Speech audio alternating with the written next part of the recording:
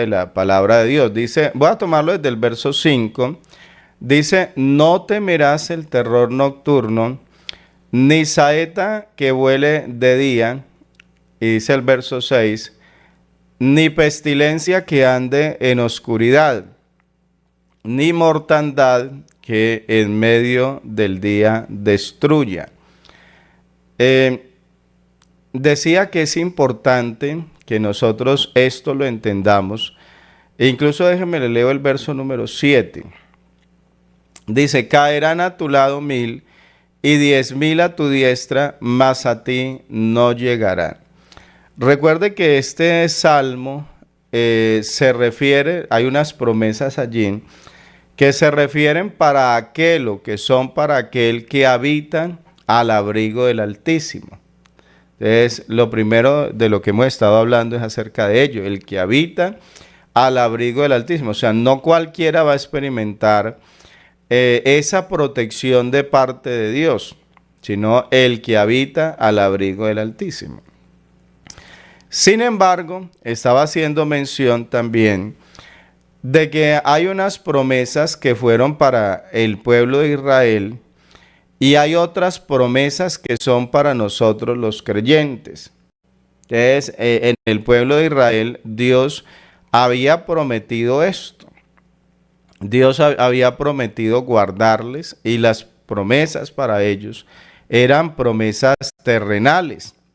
En el caso de nosotros, a nosotros Dios nos ha llamado para algo mayor, para algo más grande, para algo mejor. ¿Y a qué nos ha llamado el Señor? El Señor nos ha llamado a que tengamos vida eterna. Por eso la Biblia nos habla de que estamos en un pacto que tiene mejores promesas. Y es la verdad, este pacto es mejor. Entonces, a nosotros se nos ha prometido esa patria celestial, esa gloria eterna. Y algo que yo lo debo de entender, y voy a volver a insistir acerca de ello, pensé que estaba claro, pero les digo, he recibido algunos mensajes que me hacen pensar que esto no está claro.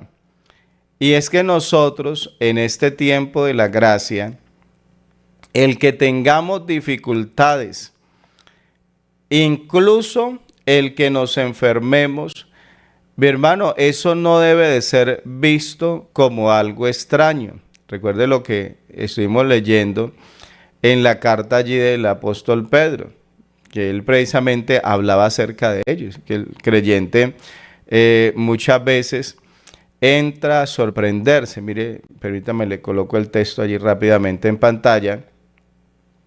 Primera carta del apóstol Pedro, el capítulo 4, el verso número 12, dice, amados, no os sorprendáis del fuego de prueba que os ha sobrevenido, como si alguna cosa extraña os aconteciese. Amados, no os sorprendáis del fuego de prueba que os ha sobrevenido, dice, como si alguna cosa extraña os aconteciese. Para muchos creyentes, o sea, tienen una idea del evangelio que cuando viene la prueba, cuando viene la enfermedad, cuando viene la dificultad económica, la situación que se le presente, él tiende a pensar que esto no debería estar sucediendo, que esto es algo raro, que yo tengo que buscar a ver por qué es que está pasando esto, porque, vuelvo y digo, se les hace extraño. Sin embargo, el apóstol Pedro dice, amados, no os sorprendáis del fuego de prueba que os ha sobrevenido. Dice, como si alguna cosa extraña os aconteciese. No actúe de esa manera, incluso no se deje usted engañar, porque eso es lo que el enemigo busca, que usted diga, bueno, pero si yo soy un hijo de Dios, esto no me debería de estar pasando. Si yo le sirvo a Dios, esto no tiene por qué suceder. Y se pone a buscar explicaciones de lo que no hay ninguna explicación que dar. O sea, eso hace parte, recuerde lo que les decía, que el Señor Jesucristo dijo, en el mundo tendréis aflicción. Y las aflicciones van a llegar, los problemas van a llegar. Entonces, nosotros hemos interpretado que como el Señor tiene poder para sanar enfermos, que como el Señor tiene poder para reprender los vientos, como el Señor allá, por ejemplo, cuando los discípulos estaban pescando, el Señor, alguien decía, recuerdan el video, los que vieron el video, donde el predicador decía, y cuando el Señor les dijo, echen la red, y ellos la echaron, entonces el Señor le dijo a los peces, hágale, súbase, súbase ahí. Entonces, la persona cree que entonces todo le tiene que marchar bien. Sin embargo, nosotros vemos a través de la palabra de Dios que los creyentes, la iglesia primitiva, ellos tenían dificultades. E incluso ellos, le digo, ellos también se enfermaban.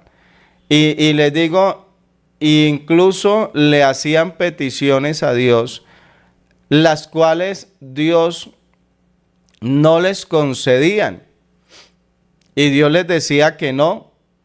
Y les coloqué el ejemplo del apóstol Pablo cuando él dice, 3 veces le he rogado, me ha dicho que no. ¿Sí? Entonces, y nosotros a veces interpretamos la Biblia, interpretamos algunos pasajes mal, porque la interpretación está mal de la palabra, y entonces creemos de que todo se nos tiene que dar. Es todo. A mí, o sea, si yo necesito algo, solo lo tengo que pedir y ya lo voy a tener. Y la verdad es que no. La Biblia dice que si pedimos alguna cosa conforme a su voluntad, que no es conforme a mi voluntad, no es conforme, que es que yo quiero, yo necesito, yo creo conveniente. No, es si yo le pido a Dios conforme a la voluntad de Él. Y la voluntad de Él puede ser sí o puede ser que no. ¿Sí? Y digo que tengo que aclarar, y déjenme les comparto algo. Tengo que aclarar, porque precisamente estaba recibiendo mensajes que a mí me dejan como, hermano, ¿qué estamos haciendo? ¿Qué se está explicando aquí en el devocional? Me decía alguien en un mensaje, me decía, hermano Jairo, yo lo veo que usted está enfermo, veo que sus hijos están enfermos. Y me dijo, hermano Jairo, yo creo que lo mejor es que usted se meta en ayuno y oración. Voy a decirle, así me escribieron. Hermano Jairo, lo mejor es que usted se meta en ayuno y oración para que Dios le muestre por qué usted está enfermo. Y entonces, le digo, y usted me ve sonriente, ¿cierto? Porque yo escucho esos mensajes y yo digo, pero ¿de qué se trata? O sea, la persona ya tiene la idea de que yo no tengo por qué enfermar. O sea, yo le tengo que pedir a Dios que me explique por qué estoy enfermo. ¿Ah? Y le digo, yo eso lo tengo claro. O sea, obviamente yo no le digo esto para que usted me ayude acá a ver que el Señor me muestre, de verdad, de verdad que el Señor le muestre al hermano Jairo porque está enfermo. No, yo lo tengo claro. Yo tengo claro, por ejemplo, hermano, vea, a mí me da hambre. Ah, usted no lo sabía, le cuento, a mí me da hambre. Y yo no me meto en ayuno y oración a decirle, Señor, ¿por qué me da hambre? O sea, yo no sé si usted me entiende lo que le estoy diciendo en esta mañana. O sea, a mí me da hambre y yo no me meto en ayuno y oración a decir, Señor, ¿por qué tengo hambre? Yo soy un hombre de Dios, yo te sirvo, yo no debería tener hambre. Usted me va a decir, hermano Jairo, porque es que eso es natural. Hermano Jairo, usted está en un cuerpo de carne, usted todavía no está glorificado, no se crea otra cosa. ¿Cómo así que usted no, entonces porque usted le sirve a Dios, entonces usted no tiene por qué darle hambre? No, el día que esté vestido de un cuerpo celestial, transformado, inmortal, ese día pues ahí sí, se enferma o si le da hambre o si le da sueño, pues ahí sí pregunte, pero hermano, usted le va a preguntar a Dios por qué tiene hambre cuando usted está en un cuerpo de carne.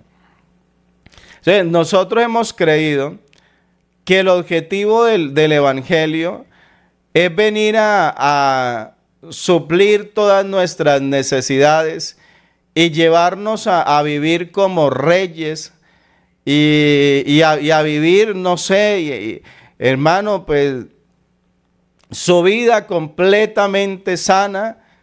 Hermano, eso no se da. Vea, le digo algo, todos los creyentes se enferman. Todos los creyentes se enferman, todos los creyentes tenemos problemas.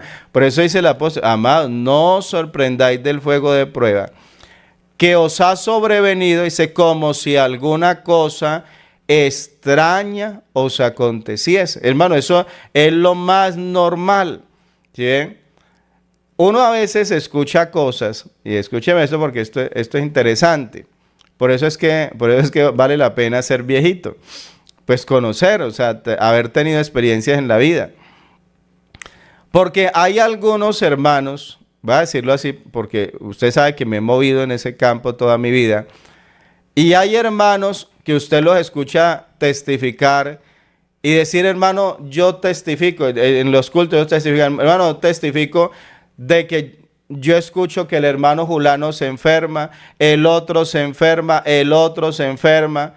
Pero él dice, pero a mí Dios me ha dado una salud preciosa, una salud maravillosa, yo no me enfermo. Vea, hay quienes hasta testifican y dicen, hermano, y hasta menosprecian a los demás. Dicen, hermano, yo ir a un médico, yo nunca he ido a un médico. Hay gente que habla así. Y no me extraña que aquí haya alguno que diga, hermano Jairo, yo soy de esos. Yo nunca me enfermo, yo nunca he tenido que ir a buscar un médico. Y sí, hay hermanos que han vivido de esa manera. Sin embargo, le voy a contar algo de lo que somos testigos. Mi hermano, que ese que nunca se enfermaba, que ese que nunca iba a un médico, le llegó una enfermedad repentina, hermano, y se lo llevó. Y le digo la verdad, por eso le digo que vale la pena uno a veces estar viejito, porque uno ve, hermano, y usted dice, y ese no era el que decía que nunca enfermaba, y ese era, y le llegó la enfermedad y no la resistió, y se lo llevó. Por el contrario, uno a veces ve hermanos que se le han pasado enfermos toda la vida. Hermano, o sea, nacieron tosiendo, nacieron enfermos. Nacieron doliéndoles todo. Toda la vida han estado enfermos. Pero hermano, enfermos y todo, pero ahí todavía están. Y el otro, el que no se enfermaba, le llegó la enfermedad y se lo llevó rápido. Entonces esto, usted no crea que la experiencia suya se aplica para todos.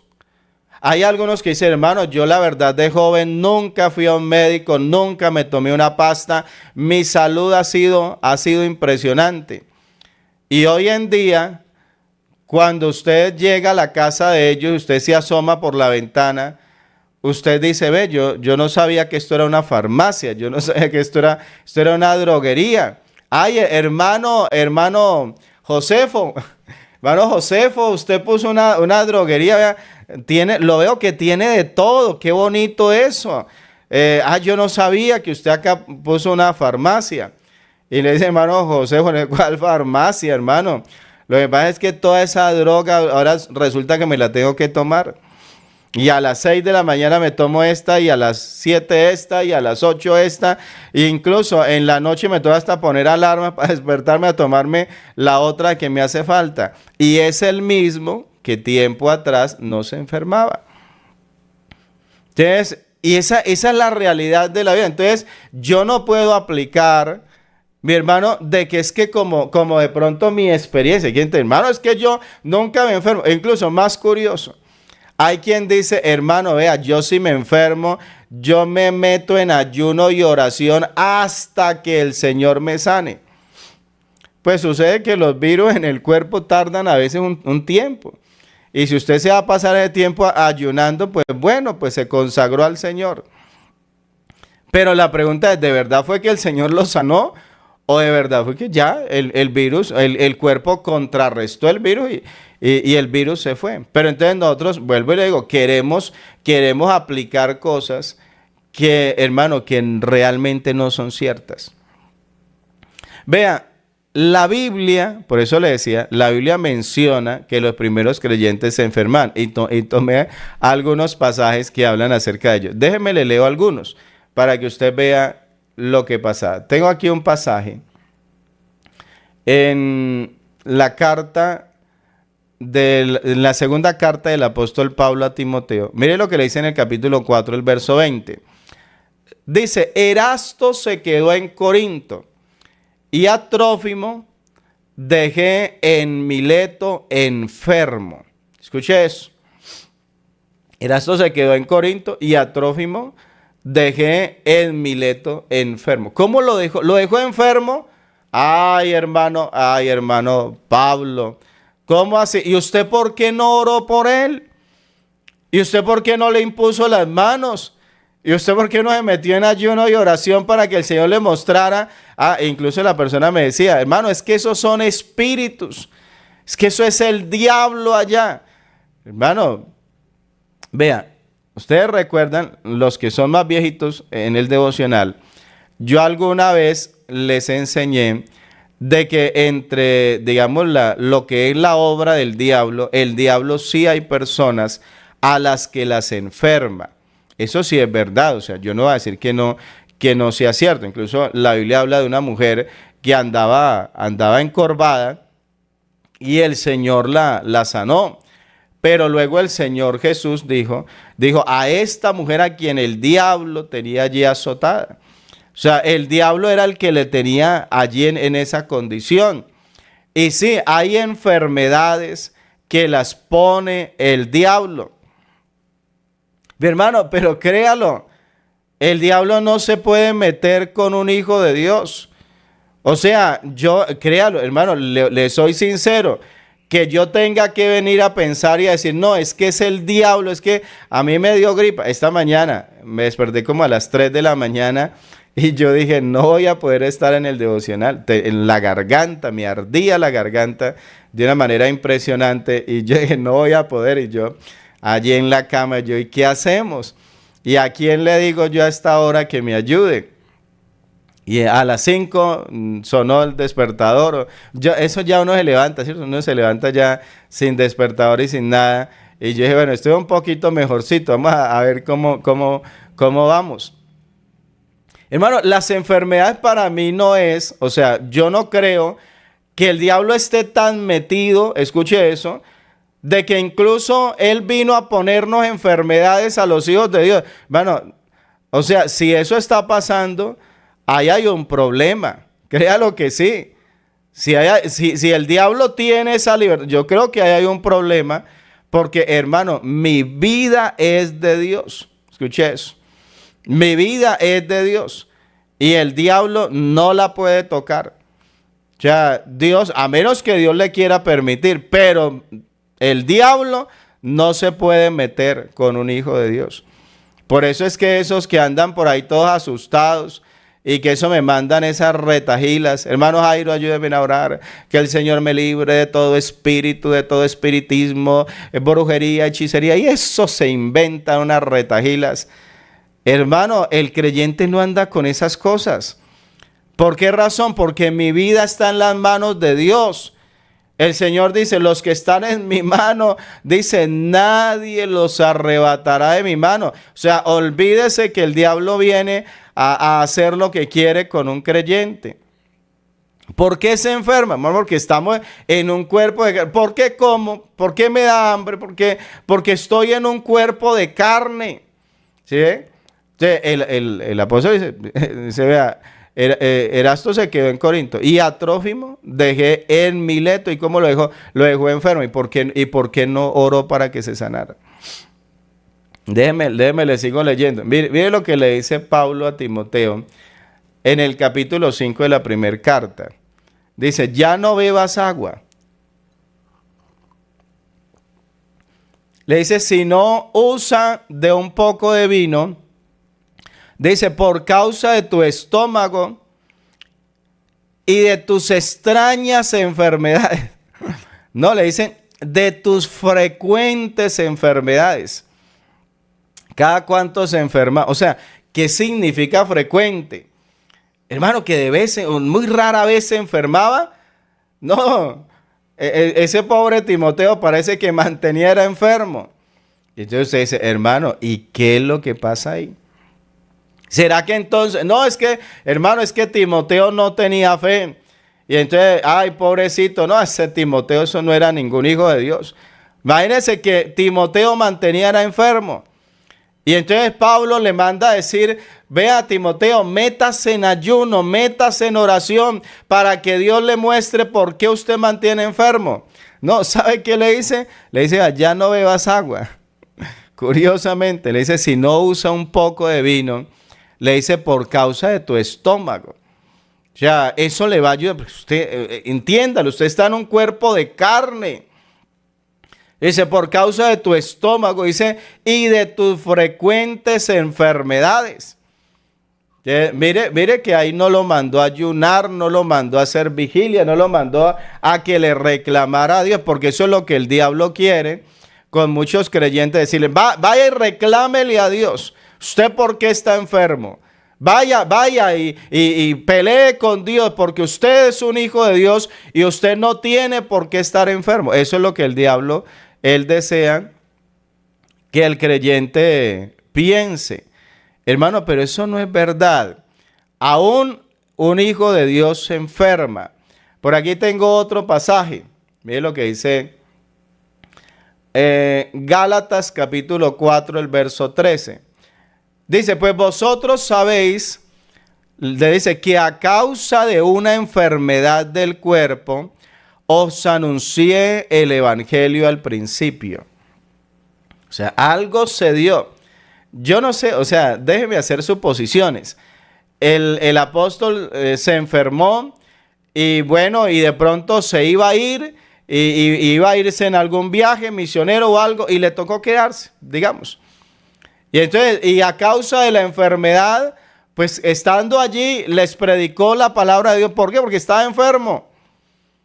Vea, hermano, ¿sabe usted en cuántas ocasiones Dios ha usado una enfermedad en un hermano para llevarlo a una clínica, a que allá en la clínica, estando el enfermo allá, vaya y ore por otros y le predique a otros la palabra de Dios para que se entreguen al Señor?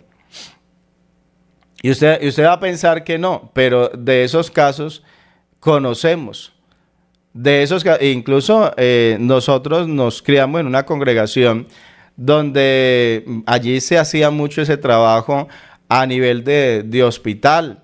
De ir allá, incluso hay una cantidad de testimonios allí que sucedieron, pero hermano, hasta esos casos se han dado, donde un creyente se enferma y es para Dios llevarlo a la clínica allá para que evangelice, para que comparta la palabra de Dios a otro enfermo. Y hermano, ¿y eso lo hace quién? Lo hace Dios. Entonces dice, pues vosotros sabéis, dice que a causa de una enfermedad del cuerpo, os anuncié el evangelio al principio. Entonces, ¿se enfermaba él? Pues claro que se enfermaba. Entonces, hermano, no se extrañe. Yo lo digo no por mí.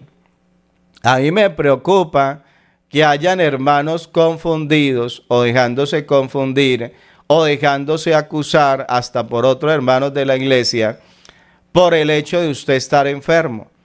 Entonces, hermano, no, y de verdad, hermano, yo le digo, si alguien se atreve a mí, le digo la verdad, si alguien se atreve a mí, a pesar de que estoy enseñando la palabra de Dios y que le estoy mostrando con claridad qué es lo que la Biblia dice, y alguien se atreve a escribirme a mí eso, hermano, yo me imagino a cuántos de ustedes, cuando usted se enferma, cuando usted tiene un problema, otro por allá, hermano, vea, métase en oración, es que usted está en pecado, eso es que el diablo le metió a la casa y usted tiene que meterse en Dios para sacar al diablo. Es que, hermano, eso fue lo que me dijeron.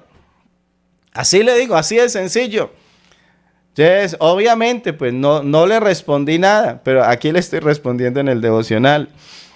Entonces, hermano, tenga claro, esas situaciones se tienen que presentar. Mire lo que dice el apóstol Pablo.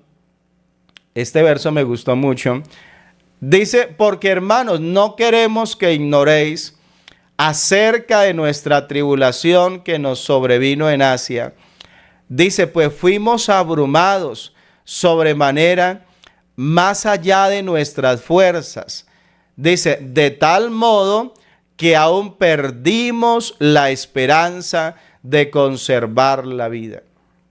O sea, llega el momento del problema, llega el momento de la dificultad. El problema está tan grande que parece que lo va a hundir. Y el mismo apóstol tiene que reconocer y decir, vean, nosotros, tengo que decir la verdad, hasta perdimos la esperanza de conservar la vida.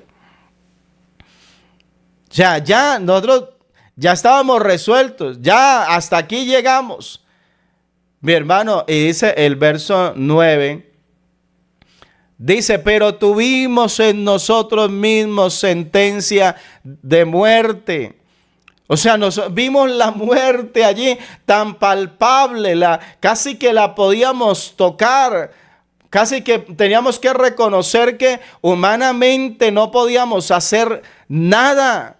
Dice, pero tuvimos en nosotros mismos sentencia de muerte. Dice, para que no confiásemos en nosotros mismos. Hay un momento, usted dice, esto no depende de mí. Créalo que sí. Hay cosas, hay cosas que sí dependen de nosotros. Sí, señor. Hay cosas que sí dependen de nosotros. Usted sabe, hay enfermedades que son el resultado de descuidos a nivel alimenticio.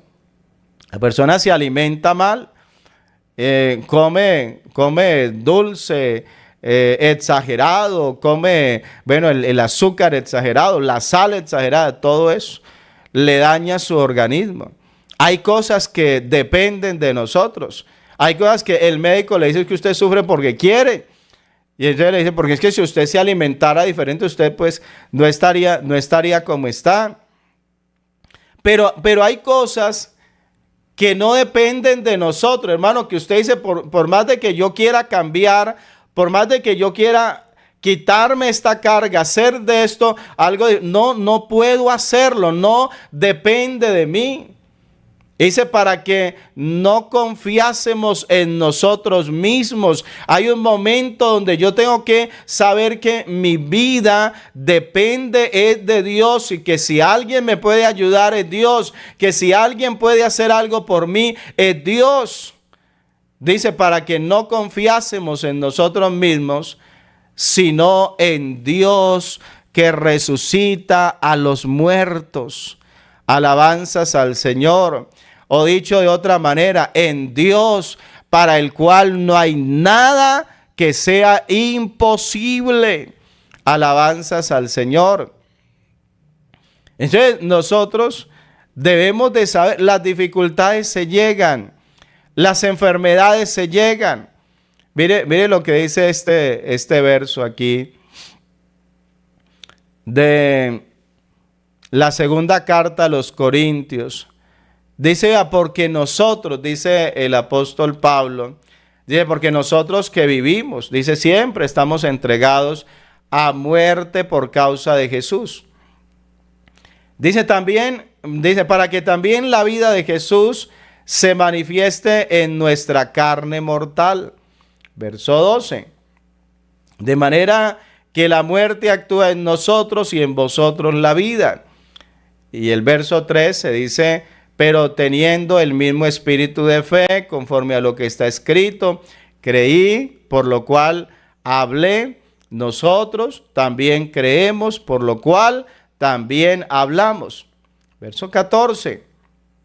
Sabiendo que el que resucitó al Señor Jesús, a nosotros también nos resucitará con Jesús y nos presentará juntamente con vosotros. ¿Allí de qué está hablando? Está hablando de la muerte. Hermano, porque aún la muerte va a tener que llegar. Pero hermano, por eso creemos en aquel que resucita, que le da vida a los muertos.